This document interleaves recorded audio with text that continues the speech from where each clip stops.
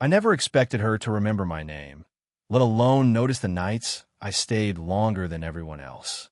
It started in the most ordinary way possible, at my best friend Hamza's house, the place I'd been visiting since university began. Nothing about it ever changed. The metal gate still complained every time you pushed it open. The same uneven tiles greeted you at the entrance. And the smell of cardamom tea somehow lived permanently in the air, even during summer heat. And then there was his mother, Aisha Ani. She wasn't someone you noticed at first, not in the dramatic way stories describe. She moved quietly through rooms, adjusting cushions, refilling glasses before anyone asked, listening more than speaking. Mid-40s, maybe a little older. Always composed, always slightly tired around the eyes, like sleep had stopped visiting regularly. The first time I realized something had shifted was late one evening. Hamza had gone out to pick up food, leaving me behind with her in the living room. The TV played some old drama neither of us watched. The ceiling fan clicked every few seconds, loud enough to make silence feel heavier. She brought tea and placed it in front of me. "You still take 1 spoon of sugar, right?" I looked up. "You remember that?" She smiled faintly, not proud, just certain. "You've been coming here 3 years." I laughed a little, but something about it stayed with me longer than it should have. After that, I began noticing small things. How she tucked loose strands of hair behind her ear when thinking. How she folded napkins into neat squares, even when no one would use them. How her phone sometimes lit up on the table and she would glance at it, then turn it face down without replying. One night, while Hamza argued loudly with someone on a call outside, she sat across from me at the dining table. "You boys are always busy," she said softly. I shrugged. "Not really." She tilted her head, studying me longer than adults usually study someone my age. "You seem quiet lately." I didn't know what to say. Nobody asked me questions like that. Friends joked. Family advised. But nobody noticed. I picked at the edge of a coaster, peeling it slightly before pressing it back flat. "Just university stuff," I said. She nodded, but her eyes didn't fully accept the answer. That was the strange part about her. She never pushed, yet silence around her felt like permission to be honest. I started arriving earlier after that. Sometimes Hamza wasn't even home yet. She'd open the door, surprised but never questioning it. "Tea," she'd ask. Always tea. We talked about small things.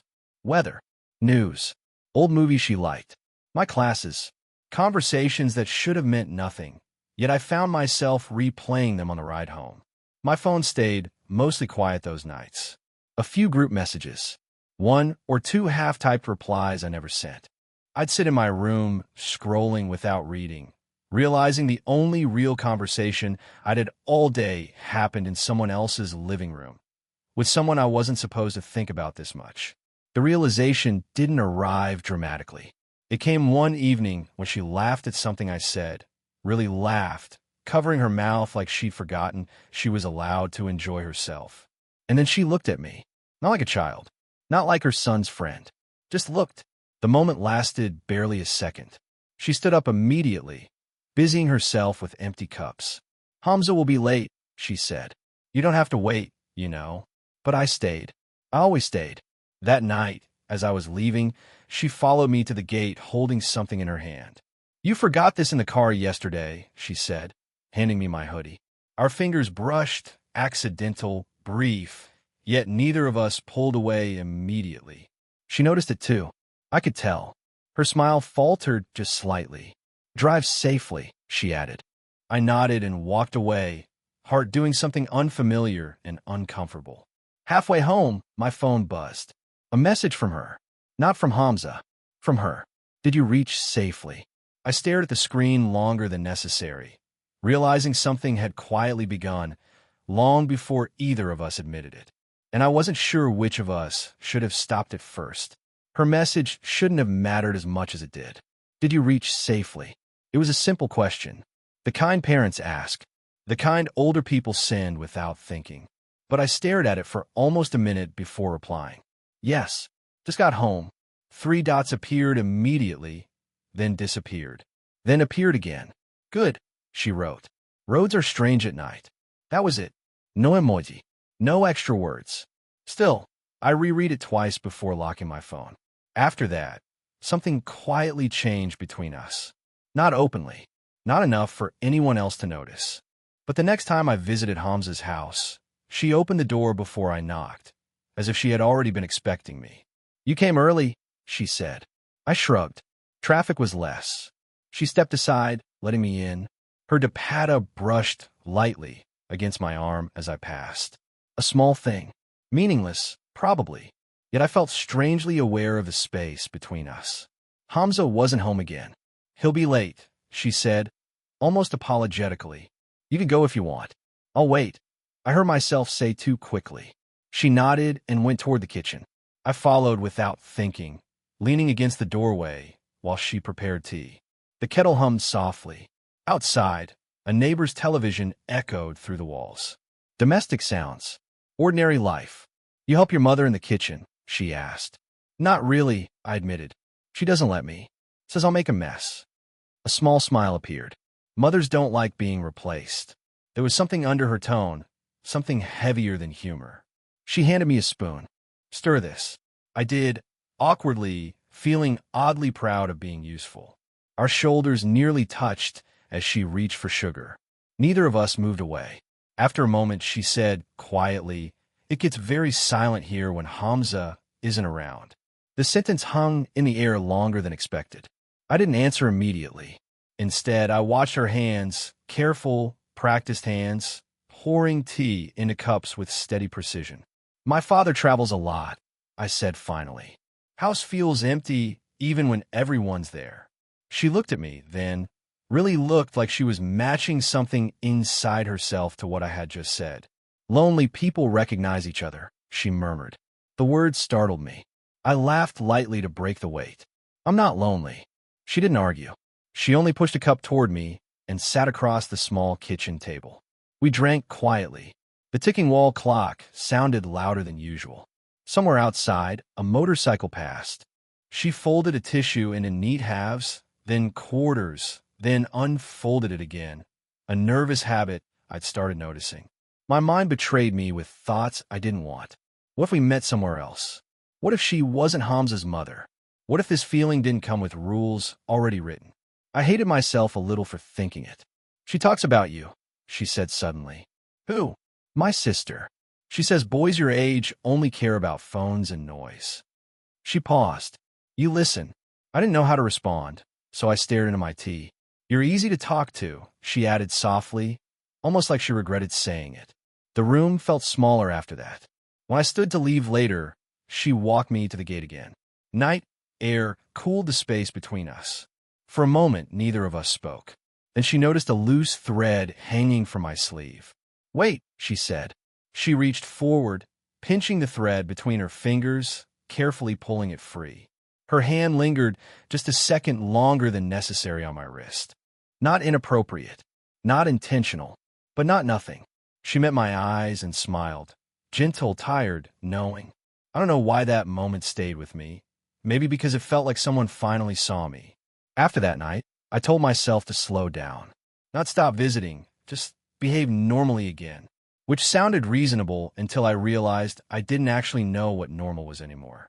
I still went to Hamza's house, but now I knocked louder. Waited longer before entering. Sat farther away when she brought tea. Small corrections, like adjusting posture after realizing someone had been watching. She noticed. Of course she noticed.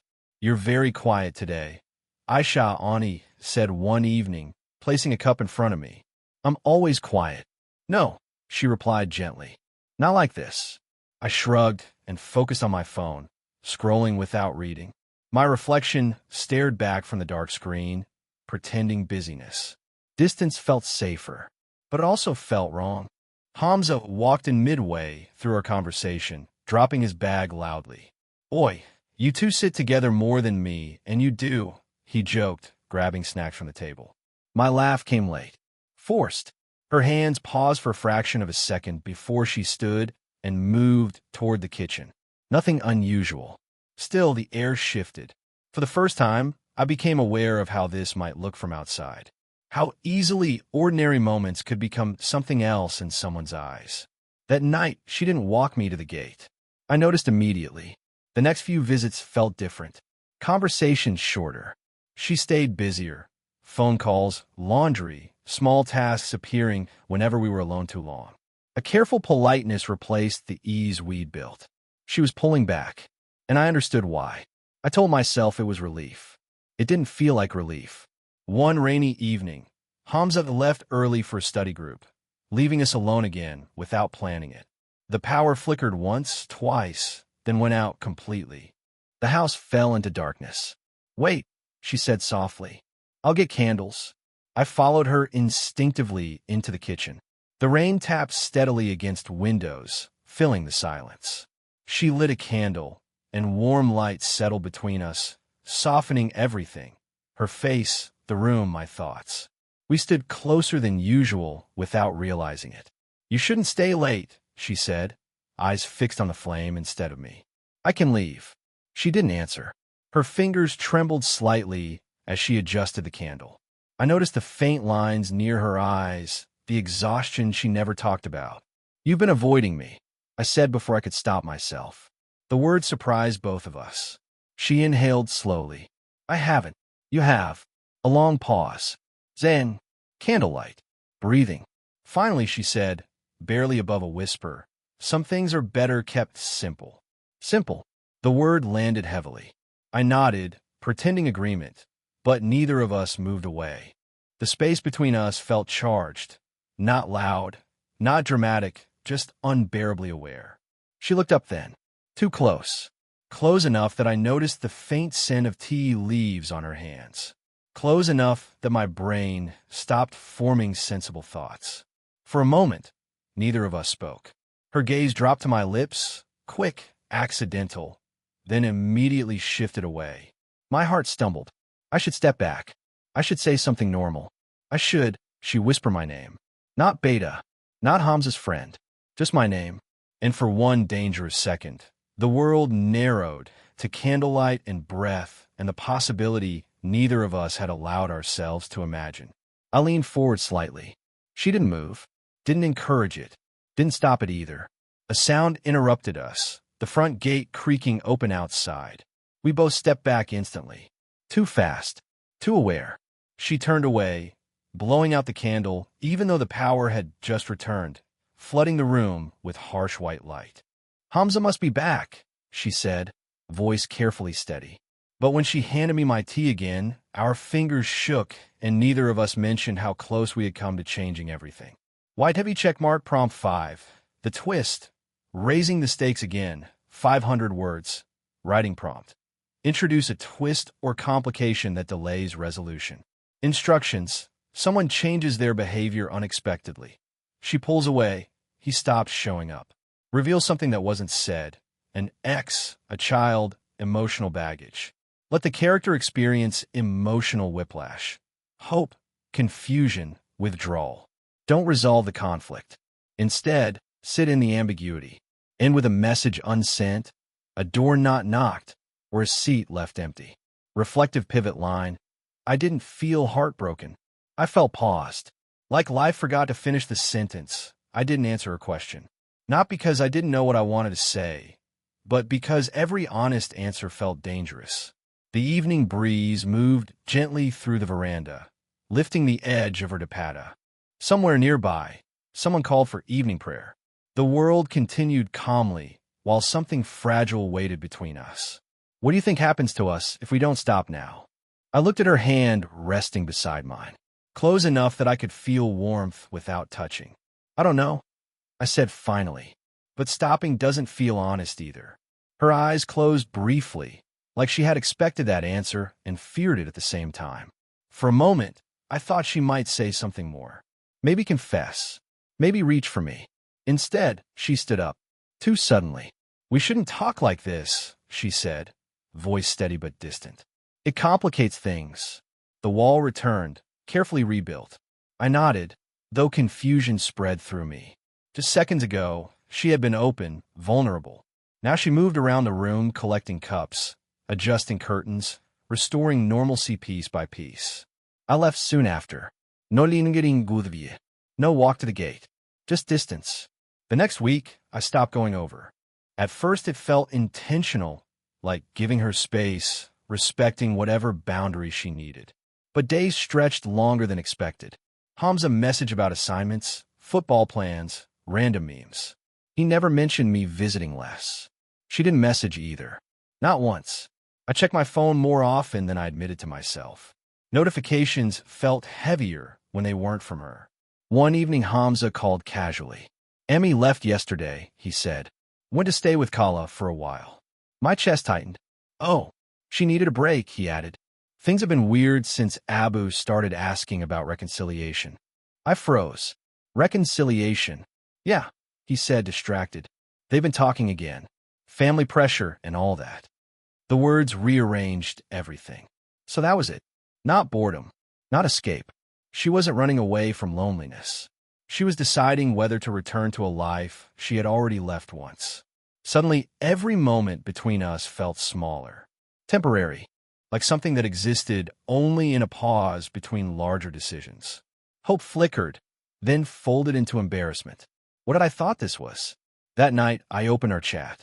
Her last message still sat there. Did you reach safely? I typed slowly. I heard you left. Hope you're okay. I stared at the words. Read them again. Deleted them. Typed again. I miss talking to you. Deleted. The blinking cursor waited patiently, like it had all the time in the world. I imagined her reading it. Imagined complicating her life again. Imagined being the reason she hesitated about something bigger than us. My thumb hovered over send. Then I locked the phone. Days passed.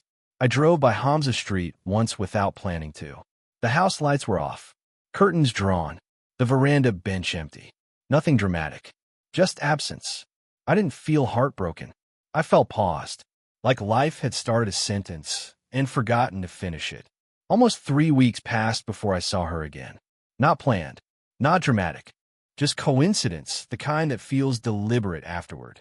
I was at a small neighborhood grocery store near campus, standing in line with things I didn't really need. Instant noodles. Bread. A bottle of water. The cashier moved slowly, scanning items one by one while an old radio played somewhere behind the counter. I wasn't thinking about her. At least, that's what I told myself. Then I heard her voice. Soft. Familiar. Do you have smaller tea packets? My body reacted before my mind did. I turned.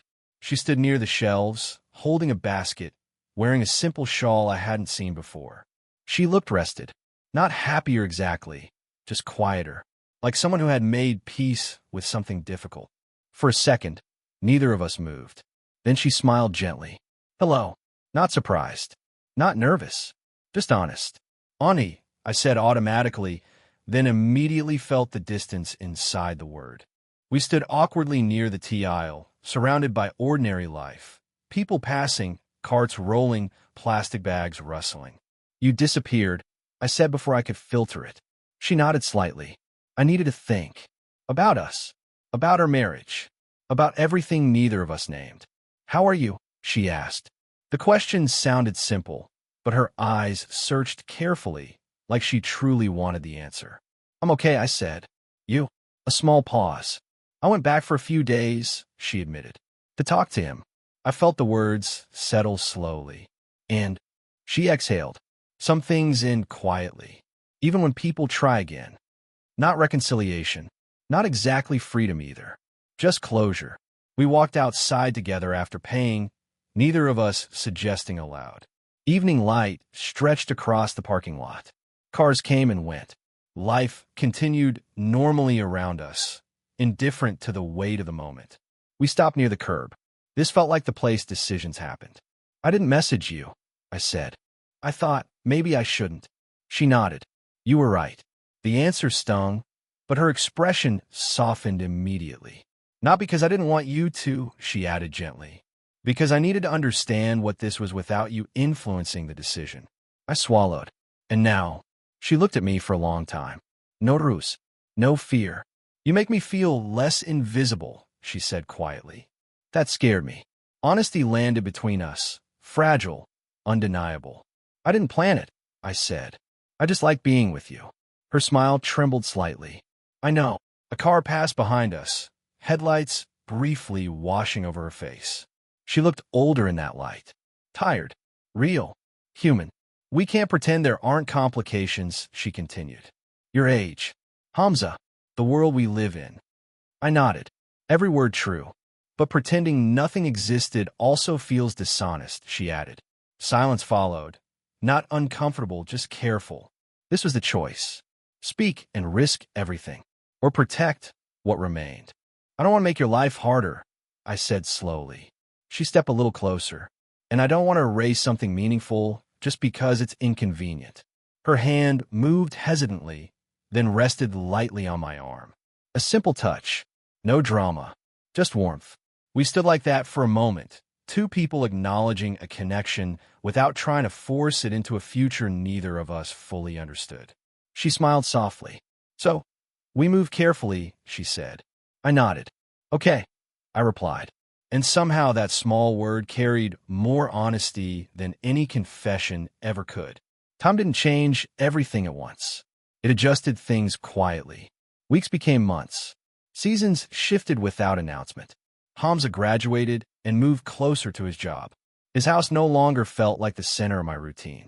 I stopped dropping by without thinking. Life rearranged itself the way adulthood does, slowly, almost politely. But she didn't disappear from my life. We began carefully. Occasional messages at first.